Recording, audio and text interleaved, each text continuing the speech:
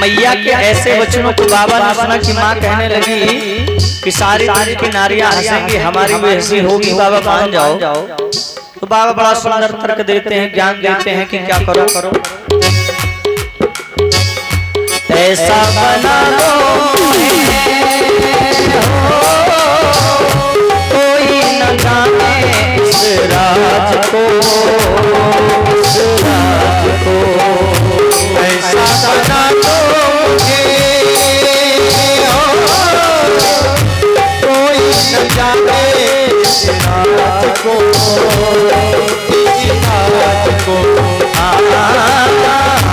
ऐसा बना दो कोई न जाने इस राज को, इस राज को, मैं हूँ सहेली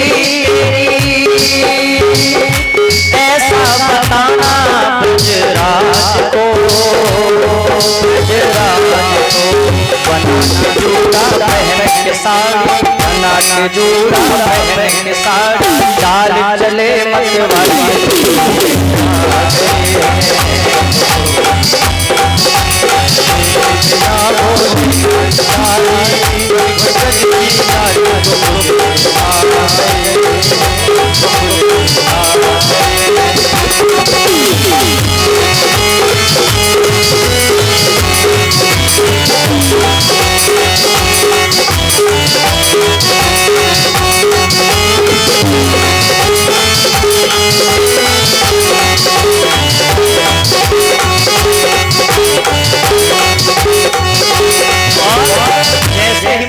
ऐसे सुंदर बच्चों को सुना कि बाबा ने सजाने की बड़ी बढ़िया स्टाइल बता दी।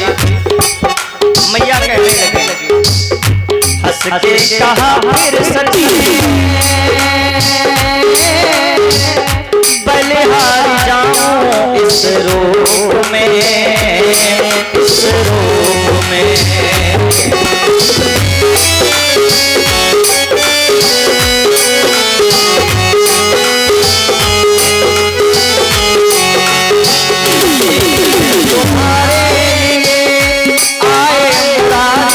इसी रूप में, इसी रूप में, मोहन रूप बनाए मुराद, मोहन रूप बनाए मुराद, आज तुम्हारी बारी मुझे आ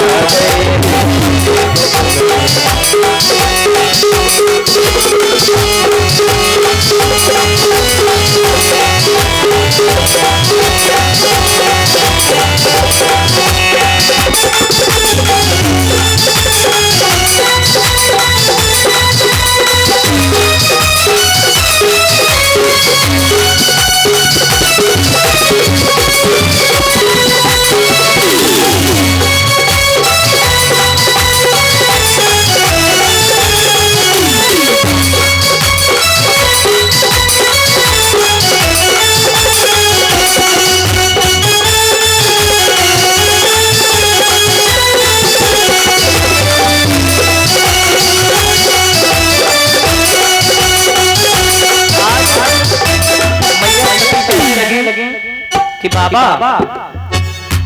एक बार तुम्हारे लिए भी भगवान मुरारी ने मोहिनी रूप बनाया था, स्त्री का रूप बनाया था। मैंने एक दिन कथा सुनाई थी भस्मासुर की, जब भस्मासुर से रक्षा की थी तो भगवान विष्णु जो है मोहिनी बन गए थे। आज तुमको बदले में बनना पड़ रहा है मोहिनी, चलो कोई बात नहीं। और बाबा को लेकर महाराज जैसे ही मैया पहुंची द्वार पर दो गोपियां खड़ी थी, देखने लगे अरे ये कौन है। मैया मैया हमारी सहेली है, क्योंकि बाबा ने समझाया तो बता देना सहेली है।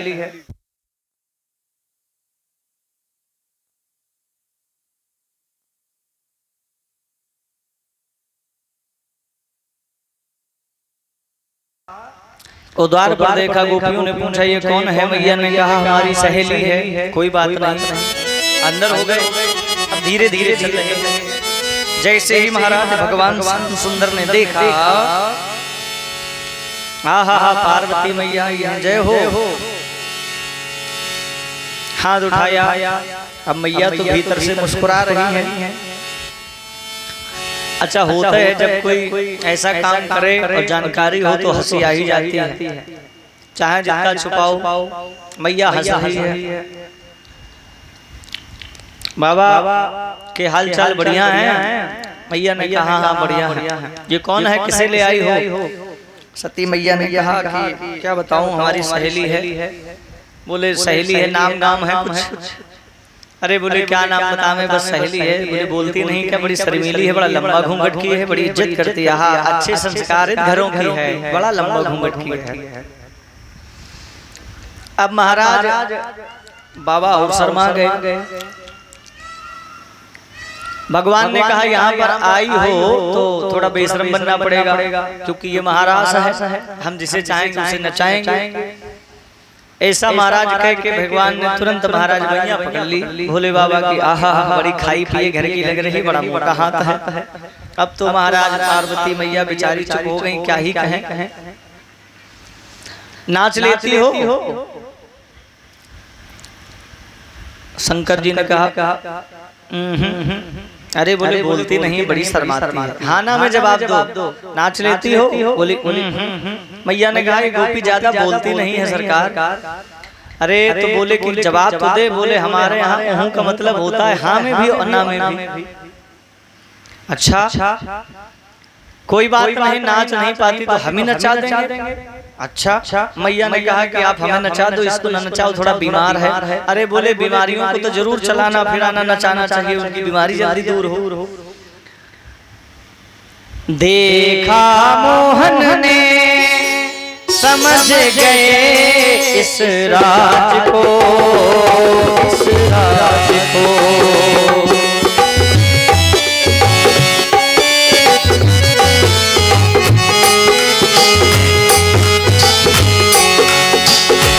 ऐसी बजाई बंसी, ऐसी बजाई बंसी, सुध बुध भूले भोलेनाथ हो, भोलेनाथ हो। बजाई बंसी, सुध बुध भूले भोलेनाथ हो। आज भगवान ने ऐसी सुंदर बंसी बजाई कि भोले बाबा सारी सुध बुध भूल गए। वास्तव में जब कोई वाद्य यंत्र बजता है तो जिसके अंदर थोड़ा भी संगीत होता है या भक्ति भाव होता है तो अंग अपने मन से थिरकने लगते। अब भोले बाबा भी महाराज को फड़काने लगे। ठाकुर जी ने सोचा हाँ नाचने का बहुत मन है गोपी का, हाथ पकड़ के महाराज घुमाने लगे। और जैसे ही ज्यादा घुमाया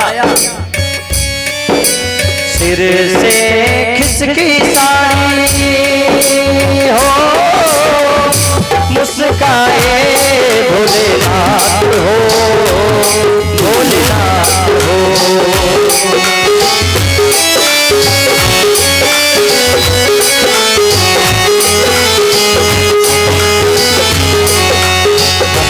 बोले आए बाबा, भक्ता बोले आए बाबा, लाज रखेंगे तुम्हारी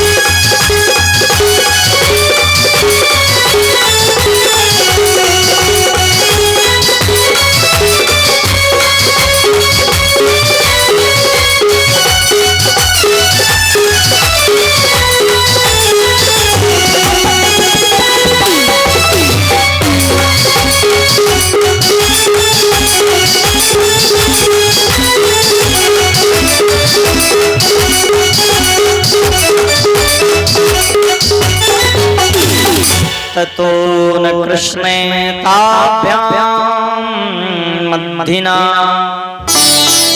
महाराज गाड़ी वाड़ी सब खिसक गई, सारी गोपियां देखने लगी, हंसने लगी। भगवान ने कहा भाई भोले बाबा आप यहाँ से जाएं, क्योंकि यहाँ जो है केवल स्त्रियां ही रहेंगी, मेरे अलावा कोई पुरुष नहीं रहेगा। बाबा बोले सरकार कुछ भी करो, हम यहाँ पर रहना चाह रहे हैं। भगवान ने कहा अगर रहना चाह रहे हो तो स्त्री बन जाओ। भोले बाबा बैठ गए, बोले जैसी इच्छा सरकार। भगवान ने हाथ रखा, जैसे ही हाथ रखा सुंदर महाराज गोपी रूप में भोले बाबा बन गए। इतना सुंदर रूप महाराज की, आहा पार्वती मैया भी लजा रही हैं, इतना सुंदर रूप, क्योंकि भगवान जिसे जो चाहे वो दे सकते हैं। यहाँ से बड़ी बड़ी गोपियां आई हैं, बड़ी बड़ी देवताओं की देवियां आई हैं, अपने आप में अपने आप को बहुत कुछ समझ रही थी। हम कितने सुंदर, होता ही है। हमारी सबसे बड़ी गलती यही होती है कि हम जिस समाज में जाएं हम यही सोचते हैं कि वहाँ फलानी होगी, फलानी होगी, फलानी होगी, ढिकानी होगी, हम उससे अच्छी दिखें, ऐसा कुछ बन ठन के जाएं। लड़के भी होते हैं, सोचते हैं वहाँ फलाना होगा, फलाना होगा, वैसा रहे कि जो है बहुत अच्छे दिखें। लेकिन एक भगवान ने बड़ा बढ़िया काम किया है कि भगवान ने सबके लिए शेर का सवा शेर बना दिया, सबके लिए। जिसे जरा सा भी अभिमान हो गया, चाहे वो सुंदरता का हो, चाहे पैसे का हो, चाहे बल का हो, चाहे रूप का हो, तो भगवान सबके अभिमान को नष्ट कर देते हैं, ऐसी कोई व्यवस्था कर देते हैं। सारी गोपियां महाराज अपने आप में लज्जित हो गई, कितनी सुंदर गोपी, और बाबा तो बाबा है। आज भी महाराज वृंदावन में गोपेश्वर महादेव है। जब सावन में का श्रृंगार हो तो देखो आप, तो राधा रानी भी लजा जाए, इतना सुंदर श्रृंगार होता है, इतने सुंदर लगते हैं। आज महाराज जैसे ही गोपी बनाया, बाबा कहने लगे ठीक है हम पुरुष स्त्री भी हो गए, लेकिन आप और भगवान के लिए वास्तव में सब कुछ हर स्थिति में बदल जाना चाहिए। सुंदर महाराज महाराज हुआ, गोपियों ने भगवान को देखा, आहा कितना सुंदर रूप है। श्याम ही चितई रहे खगलोचन, रूप अपार मार मदमोचन। ऐसे गोपियां भगवान को निहार रही हैं कि इतना सुंदर भी कोई हो सकता है। सुंदर एक सुंदरम, इतने सुंदर है भगवान। खासियत क्या है महाराज में कि सभी गोपियों के साथ में श्याम है, लाखों गोपियां हैं, एक श्याम बहुरूपा। लेकिन जो गोपी देखती है वो अपने साथ में देख रही है भगवान को। किसी गोपी के साथ में भगवान गलबैया कर रहे हैं, किसी की जिंघा पर लेटे हैं, किसी को पकड़ के घुमा रहे हैं, किसी को नचा रहे हैं, किसी को कंधे पे बिठाए हैं। एक श्याम बहुरूपा, एक श्याम बहुत सारे रूपों में है। सुखदेव जी कहते हैं भगवान सर्व सामर्थ्य है, कितने भी रूप बना सकते हैं। और सबसे बड़ी सोचने वाली बात ये भी है कि भगवान एक है, आप सब जानते हैं, और भगवान के भक्त इस संसार में बहुत हैं। इतना बड़ा संसार है तो हो सकता है कि हर सेकंड जाने कितने लोग दुखी होते हैं, और वो सारे दुखी भगवान को पुकारते हैं और भगवान सबके दुख दूर करते हैं। ये महाराज कला केवल भगवान हो सकती है। इस प्यार से महाराज दिव्य महाराज किया, और सभी गोपियों को और सारे देवताओं की देवियों को इस दिव्य महाराज का दर्शन कराया भगवान ने। कामदेव को लज्जित कर दिया। कामदेव ने हार मार ली, सारे महाराज अस्त्र शस्त्र फेंक दिए। कहने लगा ठाकुर आपसे विजय पाना हमारे लिए सरल नहीं, मुश्किल है, असंभव है, क्योंकि आप हैं, अब तो सर्व सामर्थ्य है प्रभु। कामदेव से कहने लगे कामदेव तुम्हारे लिए ही हमने ये लीला करी थी, क्योंकि लोग कहते हैं कि भगवान रास बिहारी है, रास करते हैं। आजकल भी लोग कोई छोटी मोटी घटना हो जाए तो कह देते हैं वो वहां पर रास लीला कर रहा था, या उसने वहां पर रास किया। उसने कभी रास का मतलब ही नहीं समझा। रास का वास्तविक मतलब तो यही है कि भगवान ने कामदेव पर विजय पा ली। इतनी गोपियां रही, इतनी गोपियों ने स्पर्श किया भगवान को, लेकिन मजाल क्या कि भगवान के अंदर किसी भी प्रकार की कोई काम भावना उत्पन्न हुई नहीं हुई। कामदेव ने हार मार ली, सारे अस्त्र शस्त्र छोड़ दिए। तो महाराज ने साबित कर दिया भगवान ने कि हे कामदेव तुम्हारा बस समस्त संसार के लोगों पर चल सकता है, पर मुझ पर नहीं, क्योंकि मैं तो मैं हूं। और वास्तव में भगवान के अलावा मैं कोई नहीं है संसार में। सुखदेव जी कहते हैं इस महाराज की कथा को जो भी सुनता है, बार बार सुनता है या चिंतन करता है, उस व्यक्ति के जीवन में कभी भी काम वासना या काम भाव उसको सता नहीं सकता, वो अपने बस में रहेगा। इस प्रकार से महाराज ये सुंदर महाराज की कथा सुखदेव जी ने परीक्षित जी को सुनाई। विक्रीडितं ब्रजध्वनिमानविश्वो श्रद्धालयो भक्ति परम गतेन हृदोगमस्वापरिणेहि लक्षितम् शरणेन धीरा कुटुम्बेन प्रीतम्। महाराज सभी गोपियों को भगवान ने सांत्वना दी कि जाओ अपने अपने घर जाओ और अपने अपने बच्चों का, पतियों का, पिता लोगों का ख्याल करो। सभी गोपियां महाराज भगवान जैसा समझा देते हैं चलती हैं, क्योंकि जब कोई व्यक्ति किसी के वशीभूत हो जाता है तो फिर उसकी अच्छी बातें या बुरी बातें सब में वो हाँ करने लगता है। तो भगवान ने महाराज में मानो वशीभूत कर दिया है। बंसी बजा के आज महाराज सारी गोपियां चली जाती हैं। सुखदेव जी कहते हैं राजन भगवान ऐसी बंसी बजाते हैं महाराज उस बंसी में सभी मोहित हो जाते हैं। आज महाराज एक गोपी उसी बंसी के भाव को बड़ा सुंदर गाने लगती है। अरे तेरी बंसी पे जाऊं बलिहार रसिया, तेरी बंसी पे जाऊं बलिहार रसिया, मैं तो नाचूंगी तेरे दरबार रसिया, मैं तो नाचूंगी तेरे दरबार रसिया।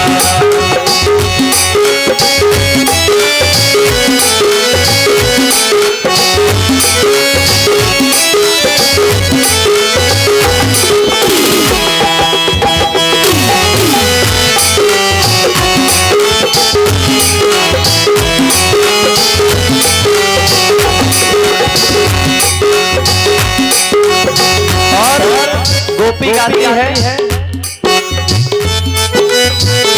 तेरे पीछे मैं तो आई हूँ अकेली, तेरे पीछे मैं तो आई हूँ अकेली, बड़े लोग की नहीं नवेली, बड़े लोग की नहीं नवेली, आई करने को मैं हो मनोहार रसिया, आई करने को मैं तो मनोहार रसिया, मैं तो नाचूंगी तेरे दरबार रसिया, मैं तो नाचूंगी तेरे दरबार रसिया, तेरी बंसी पे जाऊं बलिहार रसिया, तेरी मुरली पे जाऊं बलिहार रसिया, मैं तो नाचूंगी तेरे दरबार रसिया।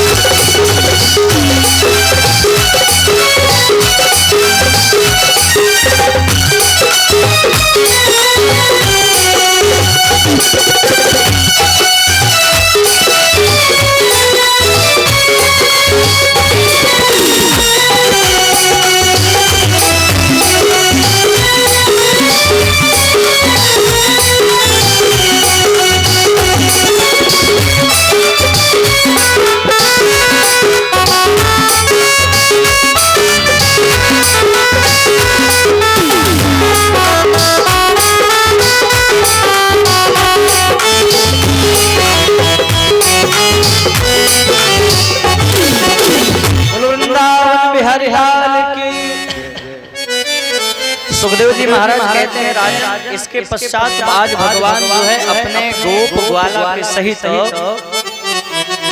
बलभद्र जी को लेकर अंबिकापुर की यात्रा करते हैं। रास्ते में महाराज एक विशाल अजगर मिल जाता है। अजगर महाराज भगवान को देखकर फुसकार मारता है। देखते देखते भगवान ने महाराज अजगर को मार दिया। जैसे ही मारा तो एक दिव्य पुरुष प्रकट होता है अजगर से। जैसे ही पुरुष प्रकट हुआ, को भगवान, अरे आप कौन हैं? हाथ जोड़कर कहने लगा, सरकार बड़े दिनों से प्रतीक्षा थी आपकी कि आप आए, मेरा स्पर्श करें। आपके स्पर्श करते ही मैं अपनी पुरानी योनि में आ जाऊं, क्योंकि मैं शापित था। बोला मैं पहले विद्याधर नाम का एक व्यक्ति था और मेरे पास जाने कितनी महाराज एक से एक दिव्य प्रजंगनाएं। मैं इतना सुंदर था कि मेरे सौंदर्य को देखकर लोग बड़े प्रभावित हो जाते थे। अच्छा, आपका सुंदर होना अच्छी बात है, लेकिन आपकी सुंदरता पर हर व्यक्ति मोहित हो जाए तो कैसा सुंदर भाई, फिर तो वो वस्तु सार्वजनिक हो गई जो सबको चाहिए। समझने वाली बात है। आप सुंदर हैं, बड़ी अच्छी बात, लेकिन आप सबरी जाए, सब मोहित हो जाए तो फिर आप सार्वजनिक हो गए, किसी व्यक्ति की गत रहे ही नहीं। सुखदेव जी कहते हैं सुंदर होना परीक्षित बड़ी अच्छी बात है, लेकिन उस सुंदरता पर आप इतने ज्यादा पागल न हो कि जो भी आपसे हाय लिख के भेजे तो आप पूरी बातें लिख के भेजें। इस प्रकार से महाराज बोला, मैं विद्याधर नाम का एक व्यक्ति था और मैं बड़ा सुंदर था, मेरे पास कई ब्रजंगनाएं थीं। मैं विमान पर चढ़कर दिन भर घूमा करता था, मेरे पास और कोई काम नहीं था। जैसे किसी के बाप प्रधान जी हो या बड़ा पैसा आ रहा हो तो लड़का महाराज कुछ नहीं करता तो दिन भर मोटरसाइकिल लिए भुर भुरी गली बस केवल अपने को दिखाता फिरता है कि हमारी हेयर स्टाइल कितनी बढ़िया, हम कितनी मोटी चैन पहने, कितनी बढ़िया घड़ी बांधे। तमाम लड़के ऐसे होते हैं जो दिन भर महाराज बस इतना करते हैं, कहाँ से कौन लड़की निकली, कहाँ से कौन लड़का निकला, कहाँ से कौन भाभी निकली, केवल उनका ध्यान इतने में ही रहता है।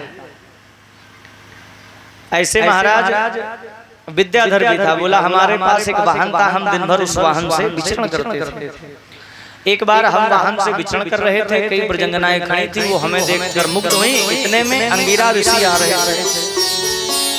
उन्होंने हमें देखा, बोले बालक तुम देखने में तो बड़े सुंदर हो, लेकिन इस सुंदर देह का सबसे बड़ा फल यही है कि आप इस सुंदर देह से भगवान का पूजन करें, भगवान का चिंतन करें, हरि भजन करें। आपका ये जो सुंदर मुखमंडल है, इस मुखमंडल पर अगर कोई बढ़िया सुंदर तिलक लगा हो, सुंदर गले पर कंठी पड़ी हो तो बड़े अच्छे लगो आप। कई लोग होते हैं महाराज बड़े चिकने चुपड़े होते हैं और उनके थोड़ा तिलक लगा दो तो साइड में जाकर मिटार देते हैं, उनको लगता है हमारी सुंदरता में कमी आ गई। लेकिन महाराज वो ये नहीं जानते कि ये उन्होंने बड़ा गलत किया। होते हैं कई लोग, आप उनके तिलक लगा लो, साइड में जाके मिटा डालेंगे कि कहीं हमारी सुंदरता में कोई कमी तो नहीं आ रही। देखो एक होता है पालतू कुत्ता और एक होता है फालतू कुत्ता।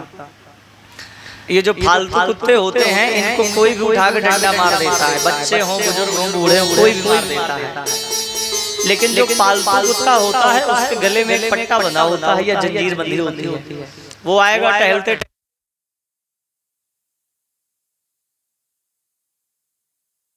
5 बार लाइव हमारा डिस्टर्ब हो जाता है।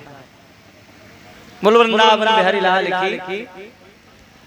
बड़े ध्यान से सुनना हमारी कथा सभी लोग।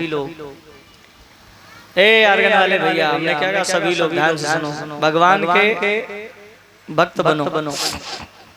तो जो पालतू कुत्ता होता है उसके गले में पट्टा बंधा होता है या चैन जंजीर बंधी होती है, तो वो कुत्ता धोखे से भी तुम्हारे घर पे आ जाए तो मारोगे नहीं, अरे फलाने कुत्ता है, सूचना दोगे भैया अपना कुत्ता ले जाओ, या तुम भी उसको रोटी फोटी डालने लगोगे, बड़ा बढ़िया कुत्ता है, अच्छा है।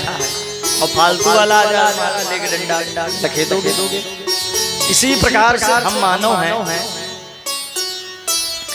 सुखदेव जी कहते हैं जो मानव अपने शरीर पे चंदन बंदन टीका कंठी तुलसी रुद्राक्ष पहने होता है, तो जो नेगेटिव ऊर्जाएं होती हैं या जो यमराज के दूत होते हैं उनको देखकर भय खाते हैं, ये भगवान का पालतू कुत्ता है। एक पड़ा है जो पट्टा गले में, बड़ी सी छोटी तिलक रुद्राक्ष, तो इसको ज्यादा सताओ मत। और जो महाराज फालतू कुत्ते होते हैं, इना बिना तिलक के फिर रहे, लगाए क्रीम पाउडर चकाचक, महाराज डाले सेंट स्प्रे, वो महाराज फालतू कुत्ते हैं। अब फालतू कुत्ते महाराज कैसी मौत मरते हैं आप सब जानते हैं। आज तक पालतू कुत्ता का ना सुना होगा कि रोड पे कुचल के मर गया। फालतू वाले आए दिन महाराज पड़े रहते हैं, कोई फेंकने वाला भी नहीं होता है। तो चाहे लड़का हो, चाहे लड़की हो, चाहे पुरुष हो, चाहे वृद्ध हो, भगवान के पालतू कुत्ते बनने का प्रयास करें, फालतू कुत्ता न बने। और एक सबसे बड़ा फायदा मिलता है, चंदन लगाए रहो, तिलक लगाए रहो, माला वाला पहने रहो। आप कितने भी सुंदर हो, अगर आप चंदन लगाएंगे, तिलक लगाएंगे, माला वाला पहनेंगे, तो सबसे बड़ी बात है कि कोई तुम्हें जो है वासनात्मक दृष्टि से नहीं देखेगा। उसको ये लगेगा यार है तो बड़ा सुंदर, लेकिन ये तिलक लगाए, ऐसा नहीं होगा, इसलिए वो तुमसे संपर्क करने का प्रयास नहीं करेगा। और जो तुम महाराज साधारण भेष में रहोगे, लगेगा देख के अरे इसका तो नंबर मिल जाए, बड़ी अच्छी बात है। इसलिए प्रयास करें कि पालतू कुत्ते बनने का प्रयास करें, फालतू कुत्ते ना बने। बोलो वृंदावन बिहारी लाल की। तो ये महाराज कहता है कि मुझे ऋषि ने देखा, और जैसे ही महाराज ऋषि ने देखा मुझे साफ दे दिया कि अरे तुझे सुंदरता का इतना गुमान है, तू केवल दिन भर फिरता है और महिलाओं को देखता है, स्त्रियों को देखता है, संत ब्राह्मण गौ मंदिरों को नहीं देखता है। जितना तू घूमता है अब तू नहीं घूमेगा, मैं तुम्हें साफ देता हूँ कि तू अजगर होगा। और अजगर महाराज एक ही जगह पड़ा रहता है। अजगर करे न चाकरी, पंछी करे न काम, अजगर का काम यही है। आ गया तो आ गया, कोई नहीं महाराज मैं तो पड़ा है, सालों पड़ा रहता है। कहने लगा महाराज मैं अजगर योनि में चला गया और मेरे पापों का फल था कि मैं इतने दिन तक अजगर बना रहा, क्योंकि जितना मैं ज्यादा घूमा था उतने महाराज भगवान ने हमें स्थिर कर दिया। देखो भगवान के यहाँ से पैरों के कदम भी गिनती के मिलते हैं, सांसें भी गिनती की मिलती हैं। हम लोग चाहें कि हम फालतू में दिन भर चक्कर लगाए घूमे, तो हम अपने पैरों की वैलिडिटी खत्म कर लेते हैं। तो इसने कहा कि मेरे पैरों की वैलिडिटी खत्म हो गई। आज महाराज आपने हमारा स्पर्श कर दिया, हम मुक्त हो गए। इस प्रकार से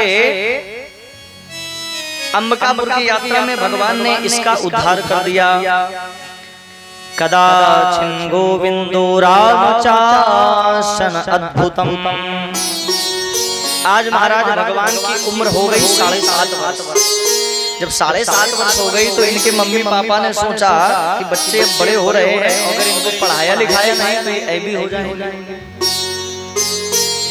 तो महाराज इन दोनों बाल को लाया गया और कहा गया कि जाओ बेटा तुम पढ़ाई करो जाके। सांदीपन मुनि के आश्रम पे दोनों बाल को भेज दिया जाता है। और महाराज वहां पर ये दोनों खूब गुरु जी की सेवा करते हैं, गुरु माता की सेवा करते हैं, खूब महाराज विद्याधन करते हैं। वेद वेदांश शास्त्रेषु अस्त्र तीरेषु सर्वथा। खूब महाराज सुंदर वेद वेदांत की शिक्षा पा लेते हैं, अस्त्र शस्त्र की शिक्षा पा लेते हैं। 6 महीने में ही महाराज दोनों बालक विधिवत पढ़ लिख जाते हैं, क्योंकि मन लगा के पढ़ रहे हैं। अब ये नहीं कि महाराज वहाँ पे गए हैं, मम्मी पापा ने पढ़ने भेजा और दिन भर मोबाइल चल रहा है, दिन भर घूम रहे हैं। या महाराज नहीं बाहर गए, घर पे भी माँ बाप ने सारी व्यवस्थाएं करी, लेकिन हमारा मन कहीं और है। तो आप महाराज 4 साल भी कोर्स करो और करते रहो, आप कभी एग्जाम न निकाल पाओ। 6 महीने में ही महाराज दोनों बालकों ने दिव्य विद्या करके सारे एग्जाम परीक्षाएं उत्तीर्ण कर ली। बड़ा सुंदर भाव यहाँ पे व्यक्त करते हैं।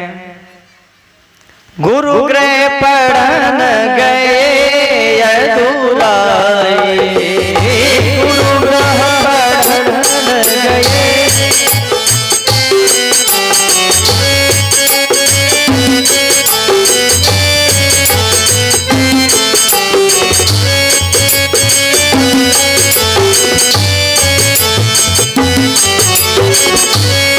अल्पकाल विद्या सब पाई,